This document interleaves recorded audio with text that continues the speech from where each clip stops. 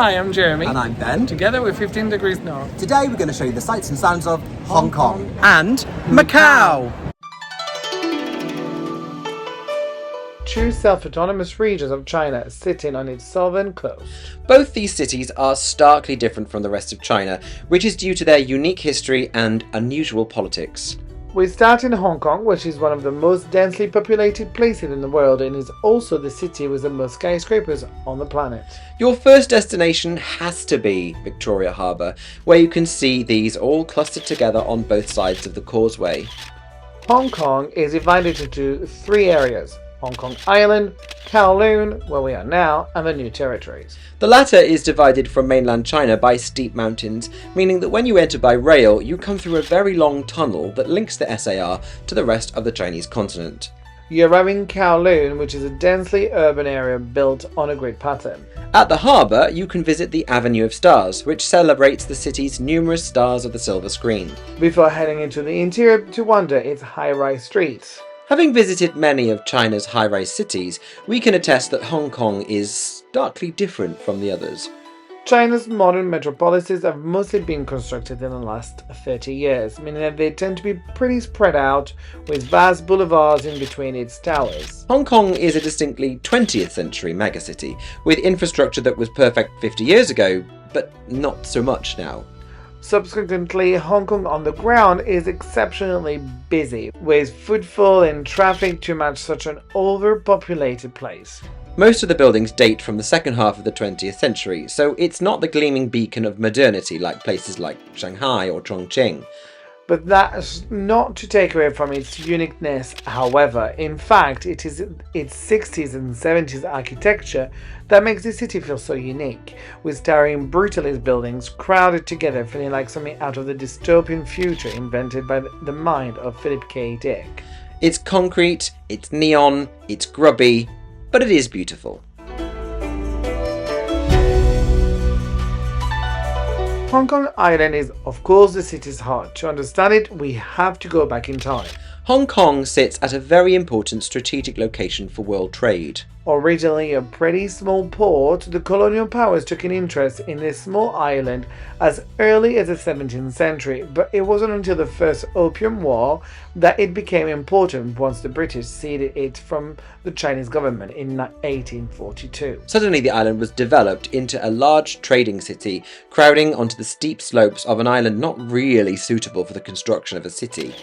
Britain then took out a 99-year lease on the New Territories from China, meaning that the city could then spread out across the water too, but the island remained the commercial center of the city. It was occupied by the Japanese during World War II, but once the Chinese Civil War broke out, millions of political refugees migrated across the border, fleeing the policies of the Chinese Communist Party. Hong Kong became one of the four Asian tiger economies during the 1950s, alongside Taiwan, South Korea and Singapore, industrializing quickly and receiving a booming economy in return. The city grew rapidly, the skyscrapers were built, and they ended up with the towering city that they have today. There are very few older buildings here in Hong Kong because, well, the city basically didn't exist more than about 150 years ago, but there are a few of them hidden around if you know where to look. On the one hand, the urbanization of Hong Kong led to many people becoming exceptionally rich, with one of the highest concentration of millionaires here anywhere in the world. But on the flip side, the wealth divide is so great that the poorest people live in some pretty challenging conditions. Hong Kong's biggest commodity is space, and here space costs money. Subsequently, the poorest of the poor live in tiny apartments in huge high-rise blocks. The most famous of these is the Monster building, which has become a symbol of the city's dense urban planning and become the backdrop for many dystopian movies. Hello, dystopia.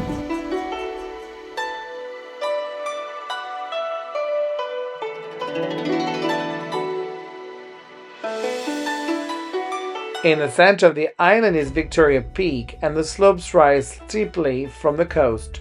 In fact, there is very little flat land at the bottom, all of which is crowded densely with buildings. And then the buildings spread upwards, with towers of 40 or 50 buildings balancing precariously on slopes of 45-degree angles. It's quite impressive when you think about it. Normally, this is not the sort of terrain that anyone will want to construct buildings like this, but with real estate at such a premium, every inch of space is worth a lot of money. At the top of the mountain, you get remarkable views across the city, and the vista across the channel over the top of the skyscrapers is Hong Kong's most iconic attraction. There are walks that you can do around the peak, but there's also a shopping centre up there if trekking through the forest is not your thing. You make it sound like the paths aren't fully paved and you're walking in the jungle. They are. Just don't bother going up on a rainy day, as you won't see a blooming thing through the clouds.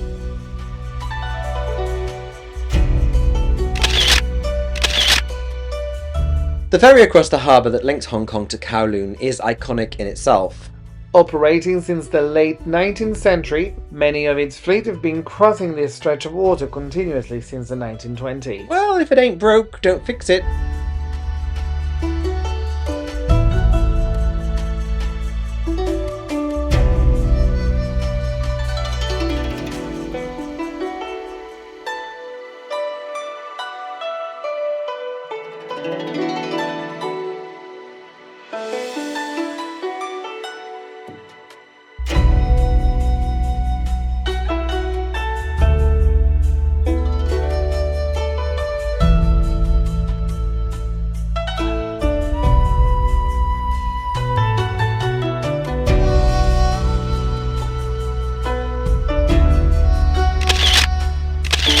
Something else you might be lucky enough to spot is a traditional junk boat. A junk with red sails has become an internationally recognised symbol for Hong Kong, as it was these that originally linked Hong Kong Island to the mainland. Historically, there were hundreds of these in Victoria Harbour, but nowadays there are just a handful remaining, which you can hop on for a tour of the bay.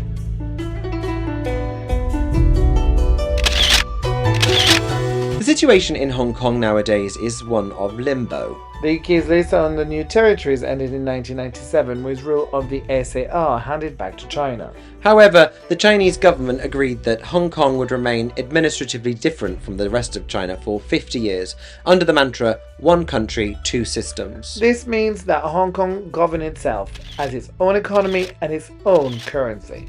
On the one hand, that means that Hong Kong is able to maintain itself as a genuinely cosmopolitan world city, housing people and cultures from across the globe. On the other, it is exceptionally expensive. The Hong Kong dollar is comparable to its Western counterparts, meaning that if you're entering from China, where prices are considerably lower, it feels very expensive indeed. And because prices are so high, the whole city feels a bit outdated, because it's so expensive to build, mend, or repair anything here. So while this is absolutely a city where you can live your best life as a millionaire, the divide between rich and poor is enormous. And you wouldn't want to be poor here, living in 4 square meters in the Monster building, would you?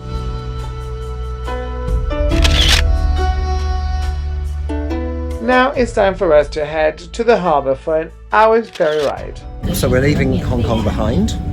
We're indeed going to Macau. Well, it'd be rude not to. It's like an hour away on a ferry. So why the hell not? It's fairly easy to do as a day trip. Doesn't cost that much. £17 one way, Yeah.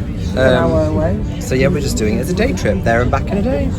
Macau is about 40 miles from Hong Kong by sea and is well served by ferry links. Another self-autonomous region, this was ruled by Portugal in exactly the same format as Hong Kong was by the British. A colony was established here in the 16th century, and then Portugal gained perpetual rights in 1887. However, that ended in 1999, and the one country, two systems policy is in place here too. What immediately strikes you is that this looks, well, Portuguese. Its city centre, which is a UNESCO World Heritage Site, looks distinctly European, or Brazilian even, with its colonnaded public buildings and quaint Catholic churches.